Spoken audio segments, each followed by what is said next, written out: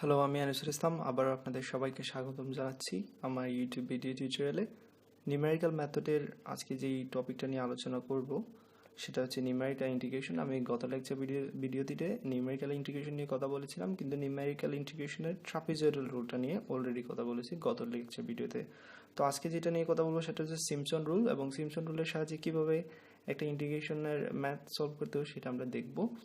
তো চলুন শুরু করা যাক। সিম্পসন রুল, অবশ্যই সিম্পসন রুলের ফর্মুলাটা জানতে হবে। সিম্পসনের ফর্মুলাটা আমরা প্রথমে লিখে নিচ্ছি। এখানে থাকবে লোয়ার লিমিট এবং এখানে থাকবে আপার লিমিট। একটা ফাংশন দেওয়া আছে এবং তার জন্য ফর্মুলাটা হবে ডেল্টা এক্স বাই, আগের ট্রাপিজয়েডাল রুলে ছিল ডেল এক্স বাই 2, এইখানে লিখতেছি আমরা ডেল এক্স বাই 3। এই জায়গায় একটা ডিফারেন্স পেলেন, অনেকটা ট্রাপিজয়েডাল রুলের ফর্মুলাটার মতোই, জাস্ট খেয়াল রাখবেন কোন জায়গায় চেঞ্জ হচ্ছে।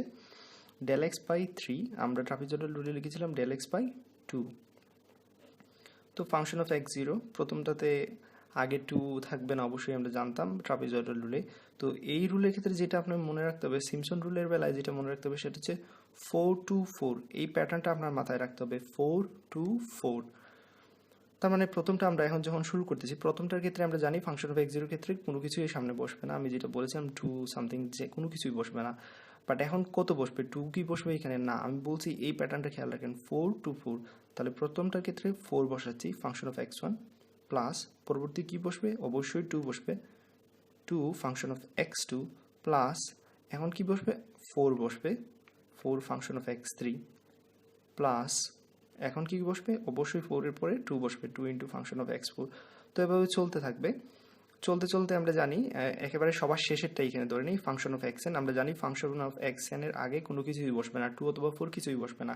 ট্রাপিজয়েডাল রুলের ক্ষেত্রে যেরকম ছিল যে প্রথমটা এবং শেষেরটা এই দুইটার আগে কোনো কিছুই বসবে না, 2, 4 সামথিং কোনো কিছুই বসবে না। বাট আমরা ট্রাপিজয়েডাল রুলে কী করেছিলাম, সবগুলোর আগে, এই সবগুলোর আগে 2 বসেছিলাম। কিন্তু এখন যে প্যাটার্নটা মনে রাখতে হবে সেটা হচ্ছে 4 to 4, মানে সবার আগেরটাও 4 হবে, এবং এই যে যেটা হওয়ার কথা ছিল এক্স এন মাইনাস ওয়ান, মানে এক্স এন এর আগেরটা। তো এইটা কি হবে, যে আমি বলছিলাম সবার প্রথমটা 4 দিয়ে শুরু হবে এবং সবার শেষেরটা অবশ্যই কি হতে হবে, এখানে 4 থাকতে হবে। তো তার আগেরটা কি হবে, 4 এর আগেরটা কি হবে, 2। এইভাবে আমি আর সবগুলো করি নাই। তার মানে এই প্যাটার্নটা খেয়াল রাখবেন, প্রথম ফাংশনের আগে 4, তারপরে 2, আবার 4, আবার 2, 4, এভাবে চলতে থাকবে, 4 to 4, 4 to 4। তাহলে প্রথম 4 দিয়ে শুরু হবে এবং সবার শেষেরটাও 4 দিয়ে করতে হবে।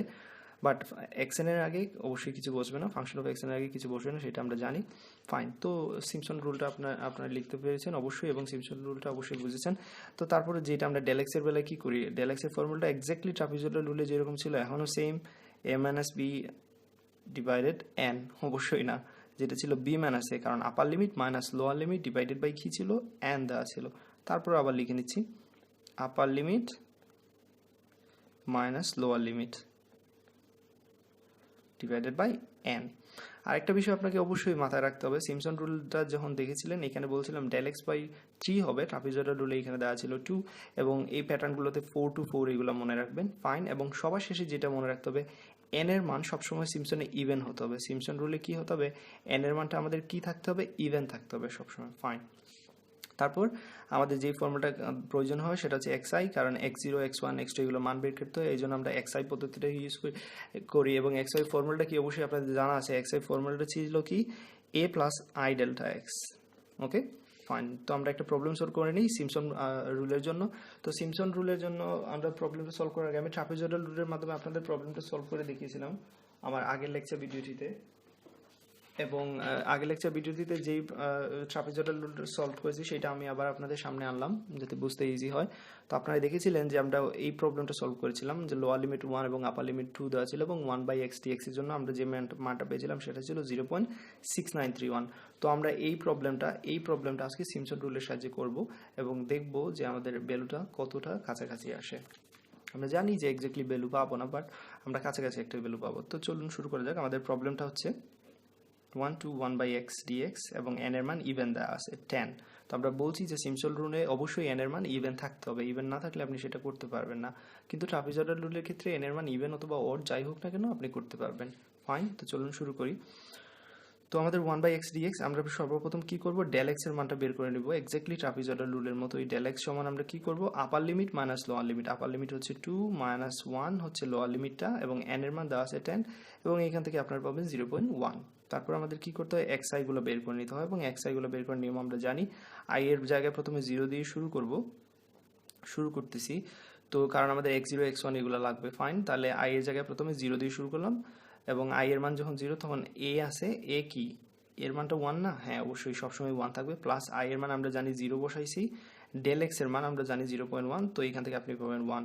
তো আমরা আগেরটাতে দেখছি ট্রাপিজয়েডাল রুলের ক্ষেত্রে 1 থেকে শুরু হয়ে একটা পর্যায়ে 2 পর্যন্ত যাবে। তাহলে x0 এর মান আমরা বের করেছি, x1 এর মান বের করে যদি, তার মানে আই এর জায়গায় এখন বসাইছি আমি 1, ফাইন, ঠিক আছে। তাহলে এ এর মানটা কত, 1, সেটাও বসিয়ে নিলাম। আই এর মান আমরা 1 ধরেছি যেহেতু, সেখানে এখানে 1 বসাবো, ইনটু ডেল এক্স এর মানটা কত, 0.1, সেটাও বসিয়ে দিলাম। তাহলে এখান থেকে পাবো 1.1। তো এই মানগুলো যদি আমরা বসাই, তাহলে x2 এর ক্ষেত্রে যেটা আসছে, এ এর মান প্রথমে বসাই নেবেন, এ 1 বসাই নিলাম এবং 1 এর আই এর মানটা কত এখন বসাইছি আমরা 2, সুতরাং এখানে 2 বসাবো এবং 0.1 দ্বারা গুণ করলে এখানে পাবেন 1.2। তো এইভাবে আপনি x3 এর মান বের করে নিতে পারবেন 1.3। আমি আর করতেছি না সবগুলো, কারণ অবশ্যই আপনারা আগের লেকচার ভিডিওগুলো দেখেছেন। তাহলে x4 সমান এখানে বের হবে 1.4, তারপরও করে নিচ্ছি ইন কেস যদি কোনো প্রবলেম হয়। x6 এর বেলা হবে এখানে 1.6, x7 এর বেলা হবে এখানে 1.7, x8 এর মান হচ্ছে 1.8, x9 এর মান হচ্ছে 1.9 এবং সবার শেষে x10 এর মানটা কত হচ্ছে, x10 এর মানটা হচ্ছে 2, ফাইন। তো দেখেন আমরা 1 থেকে শুরু করেছিলাম, লোয়ার লিমিটটা কত ছিল 1 এবং একেবারে আমরা কত পর্যন্ত গেলাম, 2 পর্যন্ত। লোয়ার লিমিট থেকে আপার লিমিট পর্যন্ত গেলাম n সমান 10 এর জন্য। আমি বলেছিলাম n সমান যদি 10 হয় তো টার্মস কতগুলো হবে, অবশ্যই 11টা হবে। একটা টার্মস সবসময় বেশি হবে, টার্মস হবে 11, ফাইন। তো দেখেন 0 থেকে 10 পর্যন্ত কতগুলো টার্মস, অবশ্যই 11টা টার্মস। তো এখন আমরা কি করব, আমরা এই মানগুলো আমাদের সূত্রে বসিয়ে দেব এবং সূত্রে যদি বসাই তাহলে আমি এই দিকে করে নিচ্ছি আপনাদের বোঝার সুবিধার্থে। এবং আমি যে মানগুলো পেয়েছিলাম, আমরা x0 সমান কি পেয়েছিলাম আপনাদের অবশ্যই জানা আছে, 1 পেয়েছি, এবং x1 এর জন্য কি পেয়েছিলাম 1.1, x2 এর জন্য কি পেয়েছিলাম 1.2, x3 এর জন্য কি পেয়েছিলাম 1.3, x4 এর জন্য কি পেয়েছিলাম 1.4, x5 এর জন্য কি পেয়েছিলাম 1.5 এবং x6 এর জন্য কি পেয়েছিলাম 1.6, তাই না? x7 এর জন্য কি পেয়েছিলাম 1.7, x8 এর জন্য যেটা পেয়েছিলাম 1.8, x9 এর ক্ষেত্রে যেটা পেয়েছিলাম 1.9 এবং সবার শেষে x10 এর ভ্যালুটা বের হয়েছে 2। এই ভ্যালুগুলো এইদিকে লিখে রাখলাম। আমার ফর্মুলাটা আমি যেহেতু এই পাশে লিখতেছি আবার, তো ফর্মুলাটা কি ছিল, আমাদের সিম্পসন ফর্মুলাটা ছিল, সিম্পসনের ফর্মুলাটা কি ছিল অবশ্যই মনে আছে, a এখানে b, ফাংশন অফ x একটা ফাংশন দেওয়া থাকবে, dx সমান হচ্ছে আমাদের ডেল এক্স বাই 3 এবং এখানে দেখতেছে ফাংশন অফ x0 প্লাস, আমি বলছিলাম 4 to 4 প্যাটার্নটা মাথায় রাখতে, 4 to 4, তাহলে এখানে হবে 4, প্রথমটা 4 অবশ্যই ফাংশন অফ x1 প্লাস 2, যেহেতু পরবর্তীটা অবশ্যই 2 হবে function of x2 plus dot dot dot এইভাবে চলতে থাকবে। তো একটা পর্যায়ে সবার শেষের আগেরটা যেটা, সেটা অবশ্যই 4 হবে। আমি বলেছিলাম প্রথমটা এবং শেষেরটা অবশ্যই 4 হতে হবে এবং একেবারে সবার শেষেরটার আগে আমরা জানি 4 to কোনো কিছুই হবে না, ফাইন। তো আমরা এখন ভ্যালুগুলো বসাবো। আমরা ডেল এক্স এর মান অবশ্যই জানি, এই ডেল এক্স এর মান আমরা করতেছি 1, a এর জায়গায় 1, b এর জায়গায় 2, ফাংশন হচ্ছে আমাদের 1/x dx, এইটার জন্য করতেছি। তো ডেল এক্স এর মান আমাদের অবশ্যই জানা আছে, ডেল এক্স এর মানটা আমরা বের করে নিয়েছি 0.1 এবং এখানে 3 দেওয়া আছে, 3 দিলাম, ফাইন। তো ফাংশন অফ x0, প্রথমে আমরা ফাংশন অফ x0 এর মানটা কত আমাদের আছে, x0 এর মানটা হচ্ছে 1, এই 1টা আমরা এই ফাংশনে বসাবো। তাহলে 1 উপরে আছে এবং x এর জায়গায় আমরা বসাবো কত 1, যেহেতু আমাদের x0 কত 1 এবং x0, এই x0টা আমরা ফাংশনের জায়গায় বসাচ্ছি, মানে x এর জায়গায় বসাচ্ছি, প্লাস 4 ফাংশন অফ x1 এর মানটা কত 1.1, তাহলে x এর জায়গায় আমরা কত বসাবো 1.1 বসাবো। এই যে ফাংশন, আমাদের ফাংশনের x এর জায়গায় আমরা বসাবো 1.1 প্লাস পরবর্তী আছে 2 ইনটু দিয়ে দিলাম এখানে x2 ভ্যালুটা কত 1.2 এবং ফাংশন এই 1.2টা বসাবো, এই যে উপরে 1 আছে অবশ্যই 1 দেব এবং x এর জায়গায় 1.2টা বসাবো, প্লাস তারপরে অবশ্যই 4 হবে। তো পরবর্তী মানগুলো আমি বসিয়ে নিচ্ছি, এখানে অবশ্যই 1.3 হবে ইনটু প্লাস, তো এটা যেহেতু 4 হয়েছে সুতরাং বুঝতেই পারতেছেন এটা হবে 2 ইনটু 1.4 প্লাস এটা যেহেতু 2 হয়েছে সুতরাং এটা অবশ্যই 4 হবে, কারণ আমরা জানি 4 to 4 প্যাটার্নটা, plus 2 into 1/1.6 plus 4 into 1/1.7 plus 2 into 1.8। আস্তে আস্তে খেয়াল করেন আমরা কিন্তু x 1.8 এর মানটা বসাইছি, ফাইন, প্লাস। তো এখন আপনি এই সবার শেষেরটার আগেরটাতে চলে আসছেন, তো সেক্ষেত্রে আপনাকে কি করতে হবে যে 2 এর পরে অবশ্যই 4 আমরা বসাবো, 4 ইন্টু 1.9 বসালাম, সেটা ঠিক আছে, প্লাস এখন আমরা এই একেবারে শেষেরটার দিকে চলে আসছি। তো শেষেরটার ক্ষেত্রে আমরা জানি আগে 2 অথবা 4 কোনো কিছু হয় না, তো xn এর মানটা এখানে কত 2, তাহলে এই 2টা শুধু x এর জায়গায় বসবে, তাহলে উপরে আছে 1 এবং নিচে আছে 2, সেটা বসিয়ে দিলাম। তো আমাদের কি ছিল 0.1/3, এই সবগুলো যদি আপনারা ক্যালকুলেশন করেন অবশ্যই একটা ভ্যালু পাবেন। তো সেই ক্ষেত্রে যে ভ্যালুটা আসবে সেটা আমি বসিয়ে দিচ্ছি এখানে। ক্যালকুলেশন করার পর এখানে আসবে 20.7947 এবং এই পুরো অংশটা যদি ক্যালকুলেশন করেন এখান থেকে যে ভ্যালুটা পাবেন যে সেটা হচ্ছে 0.69315 এর মতো কাছাকাছি একটা ভ্যালু পাবেন। ফাইন। তো দেখেন আমাদের অরিজিনাল যে ভ্যালুটা ছিল আমরা যেটা ইন্টিগ্রেশনের মাধ্যমে করেছিলাম সেই মানটার দিকে খেয়াল করেন যে 0.69314 ছিল সম্ভবত। এটা ছিল অরিজিনাল ইন্টিগ্রেশন, যেটা আমরা যদি করি ফর্মুলার মাধ্যমে করি, ইন্টিগ্রেশন ফর্মুলা যাদের জানা আছে সেই পদ্ধতি আমরা করলে যেটা পাই সেটা হচ্ছে 0.69314।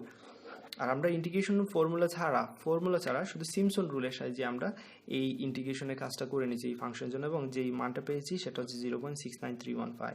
তো এটা হচ্ছে আমাদের অনেকটা এক্স্যাক্টলি মান যেটা আমরা ইন্টিগ্রেশনের সাহায্যে বের করেছি। আর এটা ইন্টিগ্রেশন ছাড়া একটা কাছাকাছি মান বের করেছি সিমসন রুলের সাহায্যে, যেখানে কোনো ইন্টিগ্রেশনের প্রয়োজনই হয় নাই, কোনো ফর্মুলা জানারও প্রয়োজন হয় না। ইন্টিগ্রেশনের কোনো ফর্মুলা জানা আপনার প্রয়োজন ছিল না। তো ইন্টিগ্রেশনের ফর্মুলা জানা ছাড়াই আপনি করে ফেলেছেন, শুধুমাত্র আপনার সিমসনের ফর্মুলাটা জানা ছিল। তো দেখলেন ভ্যালুটা অনেকটা কাছাকাছি এসেছে। ফাইন। তো আশা করি আপনারা বুঝতে পেরেছেন সিমসন রুলটা। আর যদি সিমসন রুলটা বুঝতে থাকেন তাহলে প্লিজ আমার ভিডিও চ্যানেলটিতে সাবস্ক্রাইব করতে ভুলবেন না এবং লাইক দিতে ভুলবেন না আমার ভিডিওটিতে। ধন্যবাদ, ভালো থাকবেন, সুস্থ থাকবেন।